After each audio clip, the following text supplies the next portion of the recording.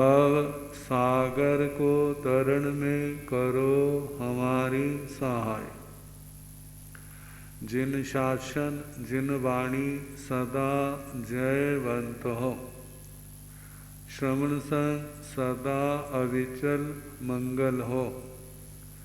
मुक्ति को प्राप्त श्रमण भगवान महावीर स्वामी, उनकी परम पावन कल्याणी भागवती वाणी वाचक प्रमुख श्री इंद्र भूति गौतम आदि गणधर भगवंत युग प्रधानाचार्य परम पूज्य श्री सुधर्मा स्वामी जी महाराज, उनकी परम पावन पाठ परंपरा वर्तमान आचार्य ध्यान योगी परम पूज्य श्री शिव मुनि जी महाराज एवं गुरुजन सबकी पावन चरण सरोजों में मेरा अनंत अनंत बार वंदना नमस्कार। उपस्थित धर्म प्रेमी सज्जनों, माताओं तथा बहनों,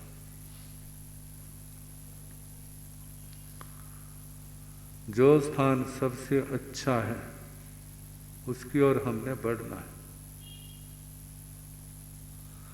सबसे अच्छा स्थान क्या है? वह है कर्मों से मुक्त आत्मा की दशा, कर्म बंधनों से मुक्त आत्मा की दशा, जिसको पाने के बाद इस आत्मा के लिए कुछ भी पाना शेष नहीं रहता। संसारी पदार्थ आप कितने इकट्ठे कर लो, आने वाली आवश्यकताएं अपनी और दूसरे की उनसे पूर्ण कर सकते हैं, लेकिन आपको संतोष मिले ऐसी कोई गारंटी नहीं है। और जो भी संसार का वैभव है वो आपके पुण्य के अधीन है। जब तक आपका पुण्य है उसने किसी ना किसी माध्यम से आ जाना है।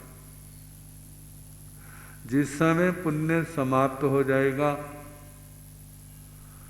फिर चाहे आप लाख कोशिश करो उसने आपके पास नहीं रहना। आप सुनते हैं जब पर्यूषण आते हैं, भगवान अरिष्टनेमी जी से जब वासुदेव जी ने पूछा हमारी द्वारिका का भविष्य क्या है, कहते ज्यादा देर रहने वाली नहीं है। 3 कारण जिसके विनाश के होंगे, सुरा, अग्नि और द्विपायन ऋषि। इसको रोका नहीं जा सकता। कहते रोक लो, रोक सकते हो तो रोक लो, रोकने का उपाय बताओ। अब देखो इतना सामर्थ्यवान वासुदेव, वो भी क्या कह रहे हैं, उपाय बताओ। तो कथाकार कहते हैं भगवान ने कहा जब तक आपके नगर में नवकार मंत्र का अखंड पाठ चलता रहेगा, जब तक आइमिल तपस्या चलती रहेगी, जब तक आपके नगर में धर्म ध्यान होता रहेगा, तब तक जो सुरक्षित रहेगी। और जिस दिन जो नहीं होगा वो क्या होगा, फिर इनका वार चल जाएगा। अब उनसे बचने का जो 3 कारण बताए, उनसे बचने की सारी व्यवस्थाएं की जा रही। घर घर में धर्म ध्यान हो रहा है, तपस्या हो रही है, कोई कमी नहीं छोड़ी जा रही। लेकिन जब वो दिन आया, कहते इतनी बड़ी द्वारिका नगरी है, क्या मैं ही रह गया हूं? और कर लेंगे, मैंने नहीं किया तो क्या होगा। अब क्या था, वो दिन आ गया, वो 12 वर्ष का जो बताया था, और उस दिन कुछ भी नहीं था। और जो देवता रोज आता था, ताक में रहता था, उसका वार चल गया। चारों ओर अग्नि की बरसात हो गई, सब कुछ खत्म हो गया। कहते कोशिशें तभी सफल होती हैं यदि अपना पुण्य हो। यदि पुण्य ना हो तो कोई कोशिश सिरे नहीं चढ़ती। हमारा जीवन व्यवहार प्रधान है, व्यवहार में पराक्रम की प्रधानता है। कहते पहले नहीं सोच लेना ये काम होगा नहीं। कहते जब सारे प्रयास कर लिए जाए फिर ना हो, फिर सोचना इसने होना नहीं था। लेकिन पहले नहीं सोचना, पहले सोचोगे तो फिर पराक्रम का कोई महत्व नहीं रहता। तो संसार का जितना वैभव है, आखिर उसका परिणाम क्या है? विनाश।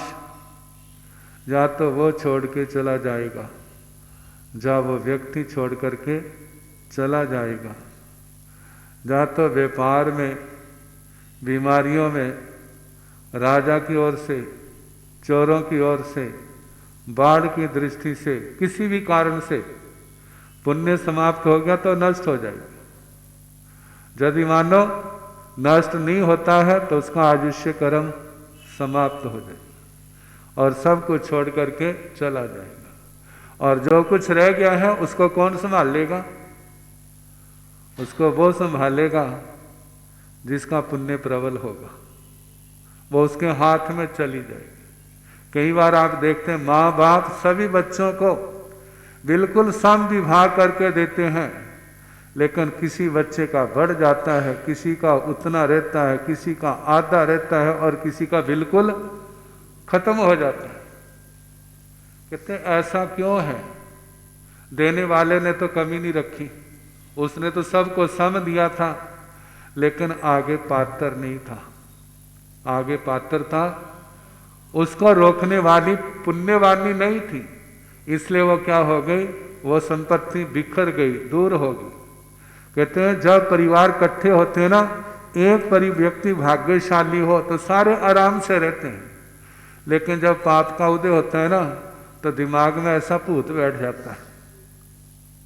कहते सारा इसी की जय जयकार हो रही है, हमारे को तो कोई पूछता नहीं है, हमारे को तो कोई पूछता नहीं, इसकी जय जयकार हो रही है बड़े की।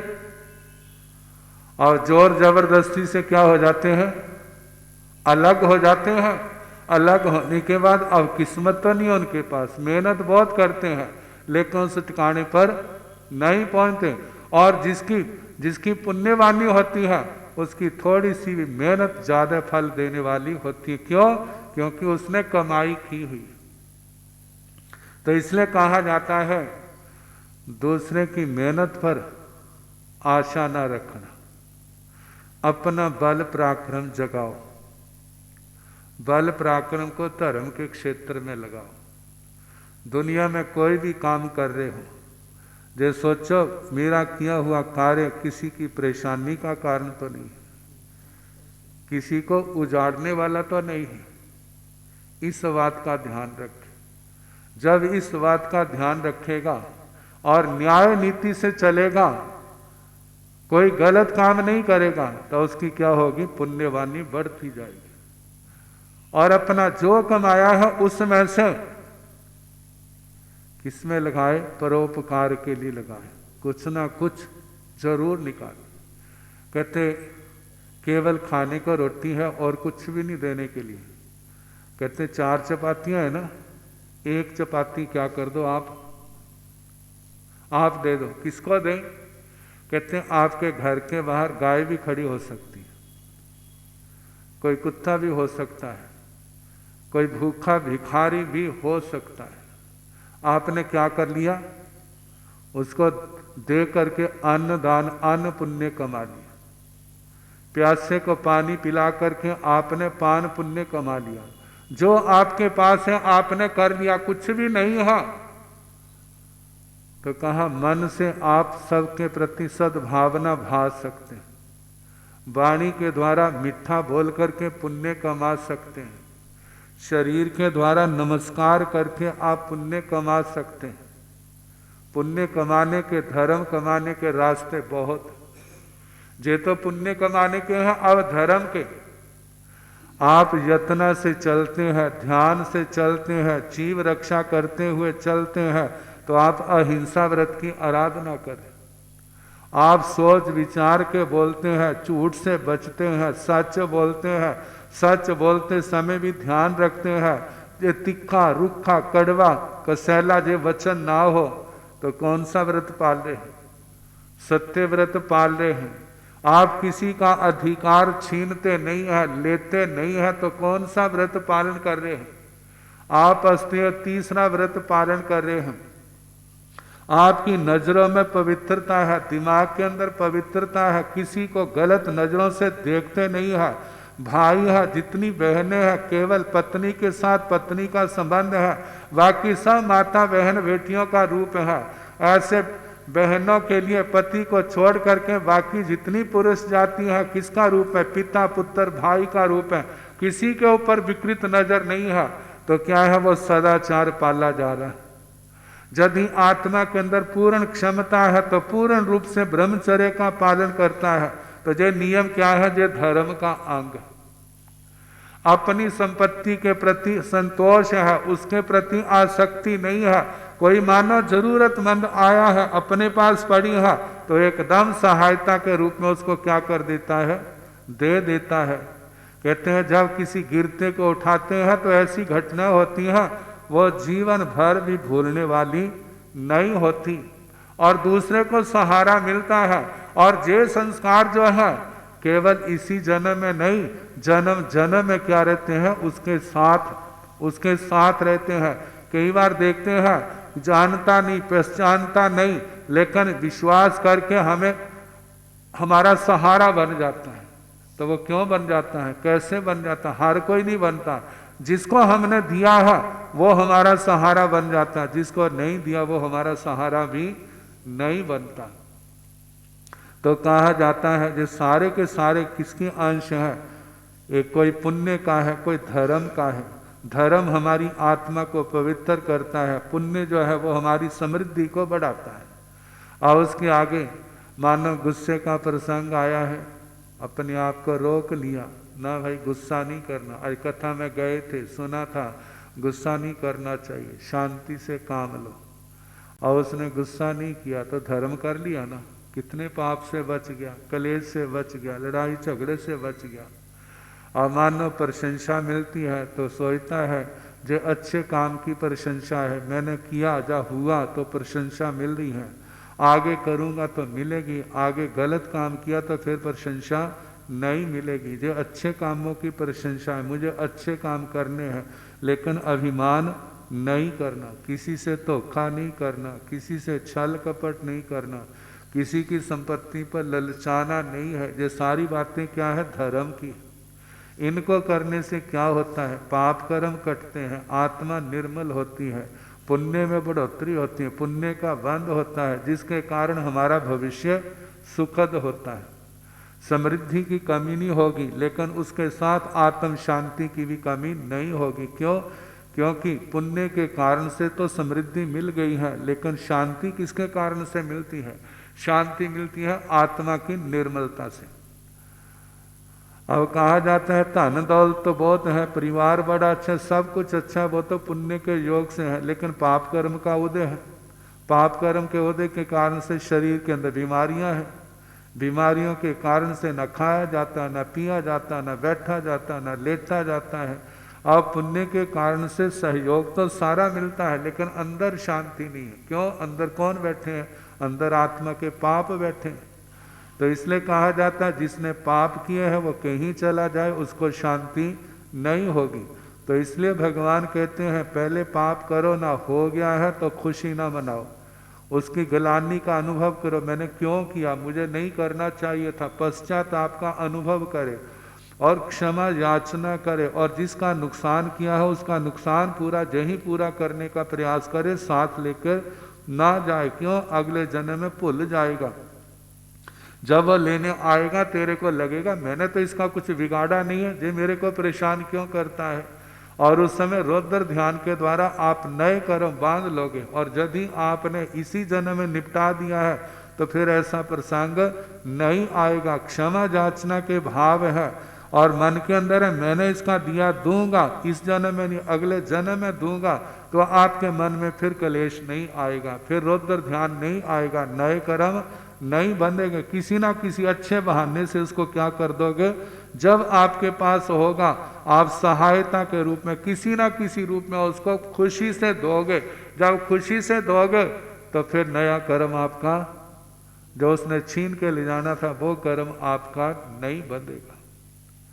तो भगवान कह रहे हैं अनुशासियों ने कुप्पीजा, जे भगवान और गुरुओं का अनुशासन है, जो कर्म सिद्धांत है, इस कर्म सिद्धांत को जानने, कर्म सिद्धांत को समझे और उसके अनुसार अपने जीवन को चलाने का प्रयास करें। दुनिया के अंदर कितने प्रपंच हैं, कितनी माया है, कितना कुछ है। कहते हैं इस आत्मा को प्रलोभित करने पर अपनी ओर खींचने के लिए दुनिया के अंदर बड़े बड़े साधन है, लेकिन जिसको जो ज्ञान है कर्म सिद्धांत का आत्मा के संबंध में, जो भगवान ने 25 बोल के अंदर फरमाया, जो 9 तत्वों के अंदर समझाया है, कहते हैं उस ज्ञान को समझें, उसको सीखें, वो आपका मार्गदर्शक होगा। कहते हैं गुरुजन आपके पास सदा नहीं रहेंगे, लेकिन गुरुओं के द्वारा सिखाया गया ज्ञान जो है वो आपका सदा मार्गदर्शन करता रहेगा।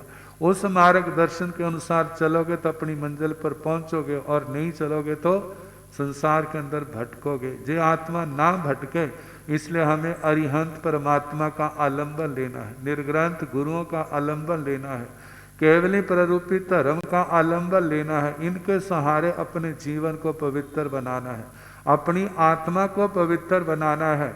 तो कहा जाता है जब ऐसे शास्त्र की शिक्षा दी जाती है तो उसको बड़े ध्यान से सुने और उसको स्वीकार करे और उसको भावना भाए जो मेरे जीवन में आचरण के रूप में आए। ज्ञान तो हुआ है, ज्ञान के साथ आचरण भी आए, क्योंकि औषधि तो जान ली, लेकिन ठीक कब करेगी, जब उसको खाएंगे परहेज के साथ, तो हमारा रोग खत्म होगा। ऐसे भगवान के उपदेश का आचरण करने से हमारे जन्म जन्म के कर्मों के रोग क्या हो जाते हैं, मिट जाते हैं। तो आगे बताया है खंतिंग सेविज पंडी, हे आत्मा यदि कोई आपको परेशान करता है, आपको कोई कड़वा बोलता है, तो उस समय शांति रखना, उसको सह लेना। कहते हैं हर बात का उत्तर देना जरूरी नहीं होता, जिसका जरूरी है वो शालीनता से, प्यार से, विनम्रता से दे दो, उग्र होने की जरूरत नहीं है। तो कहा शांति रखना, शांति से क्या होगा, जो बढ़ने वाला क्लेश है वो रुक जाएगा। शांति से जो कर्म बंधने थे वो भी क्या हो जाएंगे, रुक जाएंगे। कहते हैं कि क्षमा ऐसा है जैसे आग के ऊपर पानी गिरा जाता है तो आग बुझ जाती है, ऐसे शांति रखने से कलेश रूपी लड़ाई झगड़ा कलह रूपी जो आग है वो क्या हो जाती है, बुझ जाती है। किस पानी से, इस क्षमा शांति रूपी पानी से। तो बताया है कोई भी ऐसा प्रसंग हो तो एकदम आवेश में ना नहीं आना। कहते हमारे क्या करें, आया जाता उस समय सब कुछ भूल जाता है। तो परमात्मा से प्रार्थना करो, गुरुओं के आगे भावना करो, मेरे को क्या मिले, मेरे को सहने की शक्ति मिले, मेरे को जो विवेक मिले, मेरे को धैर्य मिले। मेरे को संसार की चीजें नहीं है तो कोई बात नहीं, लेकिन इस संसार से, संसार सागर से तारने वाली कौन है, ये बातें हैं जो शास्त्रों में बताई जाती हैं। कोई ऐसा प्रसंग हो तो मैं धैर्य में रहूं, धीरज ना खोऊं, मैं शांति रखूं, मैं आवेश में ना आऊं, उस बात को शांति से सह लूं। कहते हैं हम शांति से सहेंगे ना तो इसका प्रभाव दूसरे के ऊपर पड़ेगा। वो सोचेगा अरे मैंने इतना डांटा, इसने मेरे को कुछ उत्तर ही नहीं दिया, और वो स्वयं अपने आप को अपराधी महसूस करने लग जाएगा, मैंने गलत किया। और जब उसको शांति नहीं होगी, कब तक शांति नहीं होगी, जब तक वो क्षमा नहीं मांगेगा अपने गलत व्यवहार की। मतलब किसका पक्ष श्रेष्ठ हुआ, किसका पक्ष, जिसने शांति रखी उसका पक्ष अच्छा, और जिसने शांति नहीं रखी वो क्या है, अपने आप को अपराधी, कोई कहे चाहे ना कहे उसकी आत्मा ही अपने आप को अपराधी कहने लग जाएगी, तेने अच्छा नहीं किया। और जब अच्छा नहीं किया तो आगे के लिए वो स्वयं सावधानी रखेगा।